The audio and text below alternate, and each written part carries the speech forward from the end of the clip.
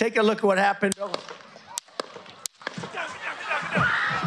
নির্বাচনী জনসভায় গিয়ে ডোনাল্ড ট্রাম্পের উপর হামলায় বাংলাদেশের পক্ষে গভীর উদ্বেগ ও নিন্দা প্রকাশ করেছেন পররাষ্ট্রমন্ত্রী। রোববার পররাষ্ট্র মন্ত্রণালয়ে এক সংবাদ সম্মেলনে তিনি নিন্দা জানান। মার্কিন যুক্তরাষ্ট্রের রাজনীতিতে ভায়োলেন্স সেভাবে ছিল না, কিন্তু ডোনাল্ড ট্রাম্পের উপর যে হামলা, আমরা অবশ্যই উই হ্যাভ ডিপ কনসার্ন এবং আমরা এটার নিন্দা জানাই এবং রাজনীতিতে কোনো ভায়োলেন্সের স্থান থাকা উচিত নয়। এদিকে পররাষ্ট্রমন্ত্রীর সঙ্গে বিদায়ী সাক্ষাৎ করেন ইইউ রাষ্ট্রদূত চার্লস হোয়াইটলি। এ সময় বাণিজ্য ও কূটনৈতিক সম্পর্ক জোরদারের পাশাপাশি বাংলাদেশ থেকে কর্মী নেয়ার বিষয়ে আলোচনা হয়। অন্যদিকে ইইউ রাষ্ট্রদূত উল্লেখ করেন ইন্দো প্যাসিফিক কৌশলে গুরুত্বপূর্ণ অংশীদার Bangladesh.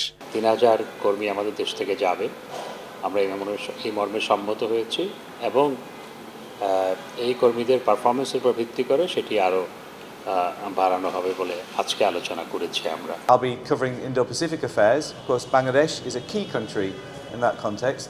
And I think what I want to see also in the coming years is much more of an understanding of the strategic position and role of Bangladesh. অর্ধেক পাউডারে দ্বিগুণ উজ্জ্বলতা, নতুন রিন অ্যাডভান্সড অর্ধেক পাউডারে দ্বিগুণ উজ্জ্বলতা। সম্প্রতি ভারতে বিমস্টেকের মন্ত্রী পর্যায়ের সম্মেলনে রোহিঙ্গা ফিরিয়ে নেয়ার বিষয়ে মিয়ানমারের পররাষ্ট্রমন্ত্রী আগ্রহ দেখিয়েছে বলেও জানান হাসান মাহমুদ। যখনই পরিস্থিতির উন্নতি হবে তারা এই রোহিঙ্গা প্রত্যাবাসন শুরু করতে চায়। তাজওয়ার মাহমিদ, সময় সংবাদ, ঢাকা।